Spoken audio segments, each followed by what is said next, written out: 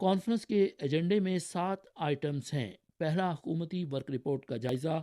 دوسرا، سن 2023 کے قومی اقتصادی اور سماجی ترقی کے منصوبوں پر عمل درآمد کی رپورٹ کا جائزہ اور 2024 کے قومی اقتصادی اور سماجی ترقیاتی منصوبوں کے مسودے کا جائزہ اور 2024 کے قومی اقتصادی اور سماجی ترقیاتی منصوبوں پر عمل درآمد سے متعلق رپورٹ کا جائزہ۔ تیسرا، 2023 میں مرکزی اور مقامی بجٹ پر نفاذ اور 2024 کے مرکزی اور مقامی بجٹ کے مسودے کی رپورٹ اور 2024 کے مرکزی اور مقامی بجٹ کے مسودے کا جائزہ۔